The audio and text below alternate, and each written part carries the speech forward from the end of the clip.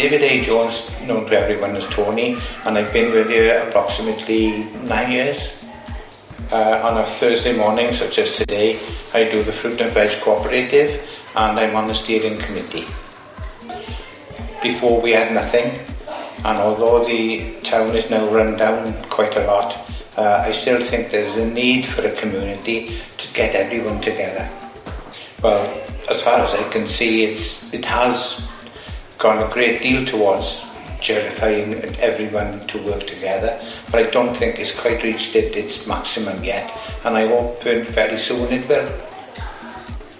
I suppose in a way is to go further than I've already said, and that we can all work together more happily than we have in the past, but it hasn't always been successful, has it? Where's people come from? Trees. Trees good for us? Yeah. Why? They can breathe. Help us Oxygen. breathe. Give us what? Oxygen. Oxygen. So if we chopped down all the trees, what would happen to us? All Yeah. nicely. Every year we chop down a forestry the size of Wales to make all the paper products just in this country alone. Yeah? It takes 17 trees to make 1 ton of paper.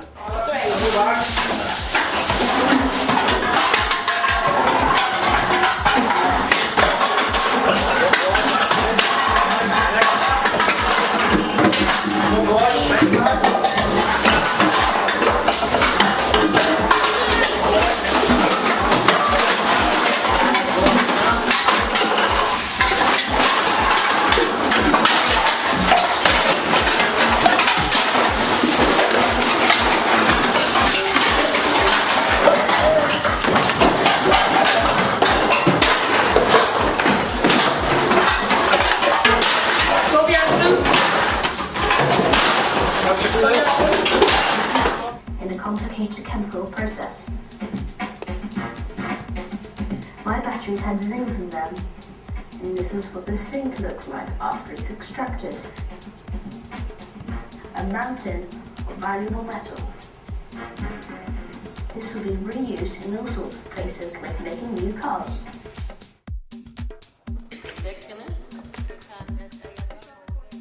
Well, I'm Julie and I've been here 13 years. I'm Dawn and I've been here 12 years.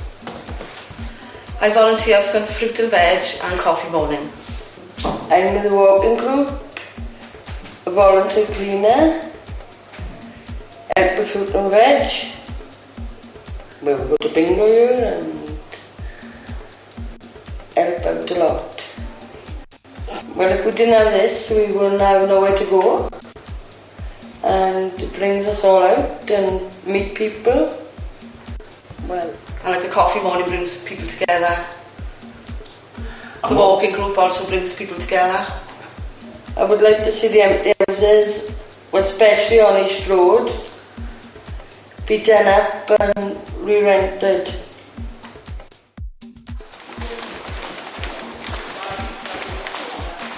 Yeah, I'm Dean Thomas. I'm the sports outreach worker for Tyldestown Communities First. I've been working with Tyldestown Amateur Boxing Club now for about a year and a half. It's been developed in conjunction with 3 other coaches up there. We're now fully affiliated with the WABA. It's got its own constitution, insurance, fully qualified coaches. The club has been very successful. Seeing as we've only been running for about a year and a half, we've already got 2 novice champions, super heavyweight and light heavyweight. In the Welsh Open Championships, we've got a winner in the under 10 category and a runner-up in the under 12s, and we've also got the Welsh Amateur Heavyweight title with us in the boxing club. The club is run by volunteers. We've got 3 main volunteers, the qualified coaches giving up their time. We've got 30 to 40 members attending daily. It opens 6 o'clock in the morning and can stay open anything up to about 9-10 o'clock in the nights. It's been recognised as a good practice project to tackle antisocial behaviour and confidence issues within the younger members of the community. The club's also been very successful in securing funding from Sport Wales. We had about 7,500 for new equipment and training for our volunteers. This was matched by in-kind work that was carried out with local builders and volunteers in the community. Therefore, we've got additional training space. This meant that Tyldestown Amateur Boxing Club is one of only 3 boxing clubs in Wales that currently have 2 boxing rings. There's no heating or shower facilities, so that's the next phase we're working on, is to secure funding for that. Thankfully we've just been awarded funding for new windows, so at least we can keep the elements out. Yeah, there's a lot of work to be done in the near future in the club.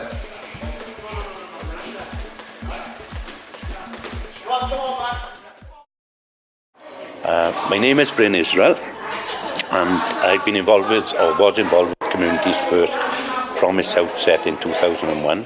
I worked for the Welfare Hall as a development worker, and we had a group of people who were Welfare Hall volunteers, if you like, and we decided prior to Communities First that we were going to do something for the community, and then Communities First came into play, and we thought that would be an ideal platform for moving forward with our development plans for Tylerstown.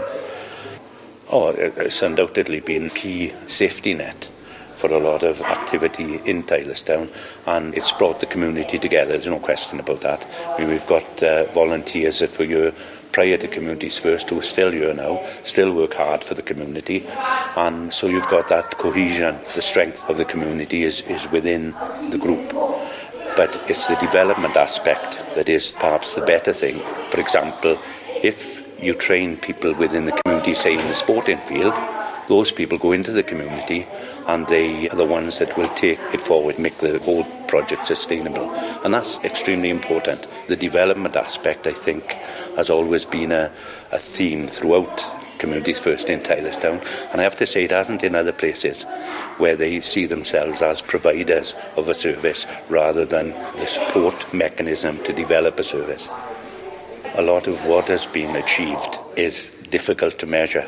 We've got a lot of people who have gone through the programme and gone into employment, young people. They volunteer, they then decide that that's the field they want to work in, and they go forward and they are now successful workers in the field of community development. Young people as well have got a grounding in how to work, disciplines of work through volunteering, and they've gone on then to be more skilled, and they've developed their employability skills, if you like, and there's a lot of evidence of that. I think another thing is the fact that the community is still doing what it did 10 years ago. So that's been the biggest success of it. It probably hasn't reversed the decline, but it's arrested it. And certainly there is evidence that things have happened and people have benefited, but the key thing is that the basis or the foundation of the community is still there. And I think that Communities First has had a lot to do with keeping that strength, if you like, in place. The value and the added value of Communities First in terms of social cohesion is going to be lost. People will play the numbers game. We talk about outcomes, tangible outcomes. A lot of community development is not about tangible outcomes. It's about the less obvious outcomes that are social as much as economic development then. It's the immeasurables. One of the difficulties with programs like Communities First is that everybody else claims what I think stems from Communities First. If crime goes down, the police are doing their job. If people go into college, and we encourage people to go into college, then the college gets the number. We don't. We've done all the groundwork, build their confidence, to build their want to go into college, but the moment they leave us, then the numbers game goes against us. And I think you need to be looking harder at why that is.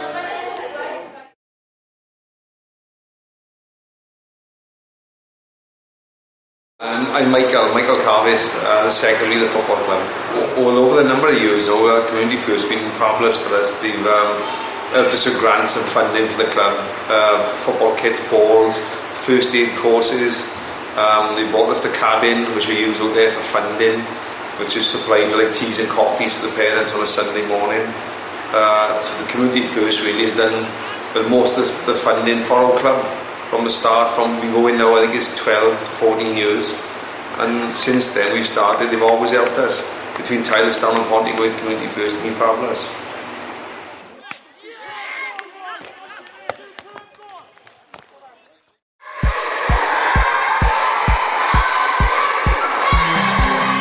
My name is Amy Balderson. I've been involved in Community First since I was 13 years old, so I'm now 23, so 10 years.